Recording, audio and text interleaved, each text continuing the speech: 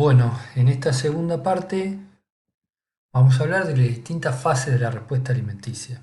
De la cefálica y oral, que son muy similares, por eso las ponemos juntas. La faríngea y esofágica también tienen muchas similaridades y las vamos a ver un poco juntas. La fase gástrica, la intestinal y la colónica. Cada una con distintas características. La fase cefálica comienza cuando uno siente ciertos olores a comida o incluso ve comida o escucha ruidos de cubiertos o de platos. Esto activa el sistema parasimpático y áreas cerebrales superiores que ya generan una determinada respuesta del aparato digestivo, una respuesta secretoria y también motora. Por ejemplo, la relajación del esfínter de Oddi se da en esta eh, fase cefálica, que básicamente prepara el aparato digestivo para recibir el alimento. La fase oral es bastante similar, simplemente la diferencia es que ahora el alimento entra en contacto con la boca y hay estímulos mecánicos y químicos que generan estas mismas respuestas. En la fase oral, entonces comienza la masticación y la deglución, que es responsable de transportar y comenzar a mezclar el alimento en el tubo digestivo. La masticación sirve para reducir el tamaño de las partículas de alimento y mezclarlo con la saliva para facilitar la deglución, que es en parte, la masticación es un proceso en parte voluntario y en parte reflejo. Y la deglución, que también tiene una fase voluntaria y fase involuntaria, es el conjunto de movimientos complejos que llevan el bolo hacia el esófago y evitan su paso a las vías respiratorias. Entonces, durante la deglución, el paladar blando va hacia arriba y ocurre el cierre de las coanas. Los pliegues palatofaringeos se aproximan entre sí, forman una hendidura selectiva que evita el paso del bolo hacia la nasofaringe. Las cuerdas vocales se juntan y la laringe se mueve hacia, hacia adelante y arriba contra la epiglotis y previene la entrada del alimento en la tráquea. La epiglotis cierra la entrada de la laringe. Hay una relajación del esfínter esofágico superior y después que el bolo de comida pasa, el esfínter esofágico superior se vuelve a cerrar por reflejo. Y bueno, hay una contracción de la musculatura faríngea y el inicio de una onda peristáltica primaria.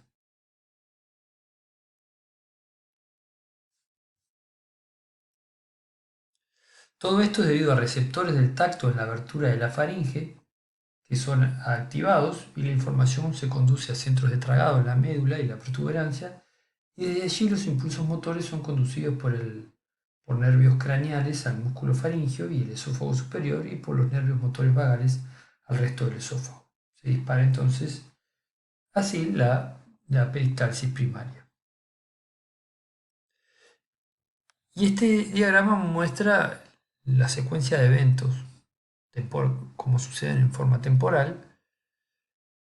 Esta secuencia de eventos dura aproximadamente un segundo, desde que la lengua empuja el bolo hacia atrás, se cierra la nasofaringe, se eleva la laringe y se cierran las vías respiratorias, se abre el esfínter esofágico superior, se contrae la faringe y luego que el bolo entra al exófago, entonces se cerrará nuevamente el esfínter esofágico superior, se volverán a abrir posteriormente las vías respiratorias y comenzará un nuevo ciclo de tragado nuevamente.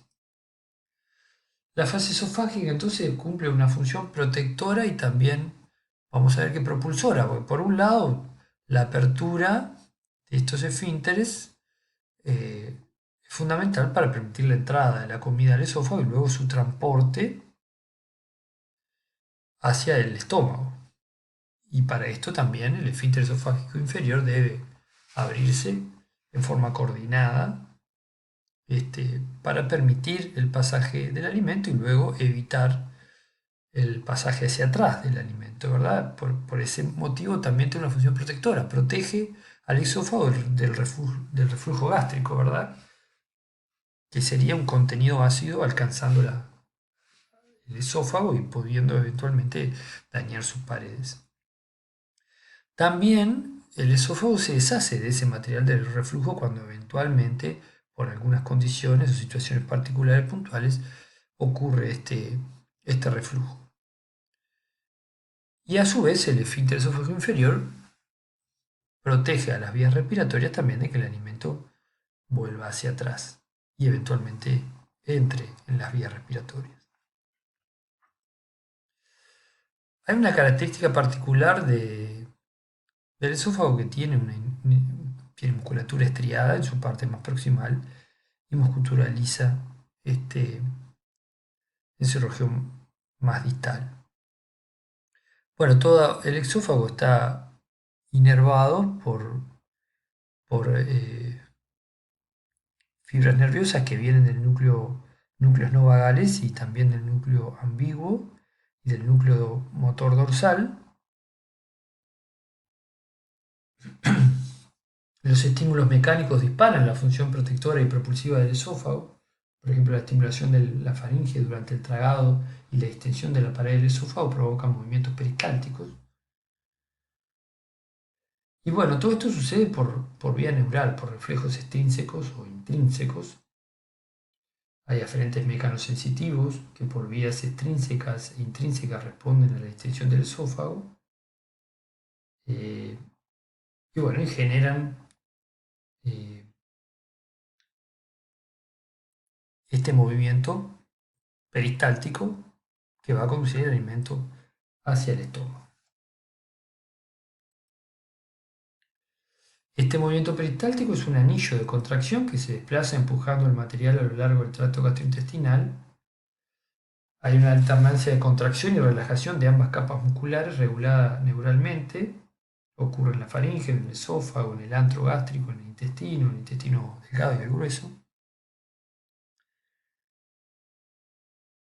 Y bueno, se distingue un peristaltismo primario, que es el que tiene como consecuencia de la estimulación mecánica de la faringe durante la deglución, y luego que entra el bolo al exófago y distiende las paredes, eh, allí ocurre lo que se llama el peristaltismo secundario. Este es un video que va a mostrar justamente lo rápido que sucede el tragado cuando todo funciona bien y gracias al peristaltismo esofágico. Esta es una técnica de fluoroscopía son como rayos X en tiempo real que permiten visualizar un líquido de contraste eh, basado en bario que nos permite observar entonces el movimiento peristáltico que ocurre en el esófago, que permite la conducción de este líquido de contraste hacia el estómago.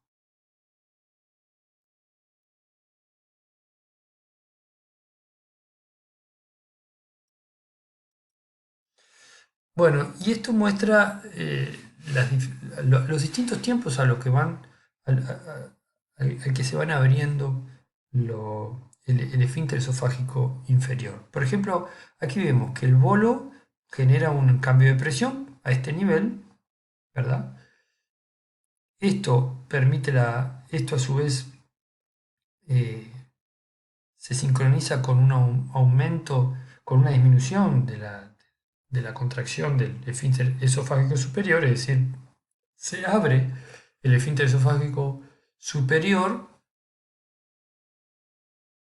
se contrae luego rápidamente una vez que pasa el bolo, pero ya cuando el bolo está a este nivel, vemos que por el reflejo de tragado ya se abrió el esfínter esofágico inferior.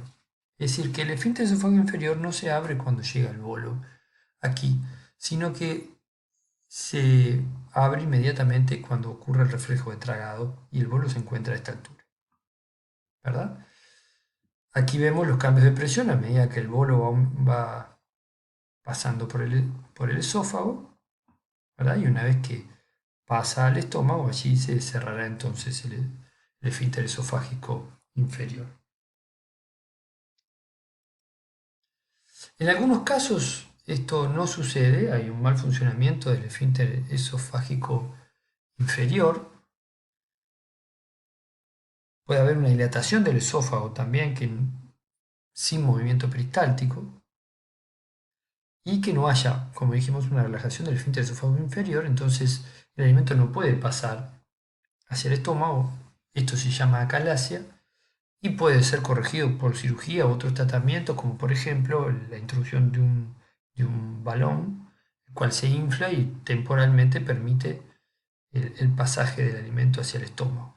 Vamos a ver un video de un individuo con acalasia severa y verán cómo el alimento queda en el esófago sin poder alcanzar el estómago.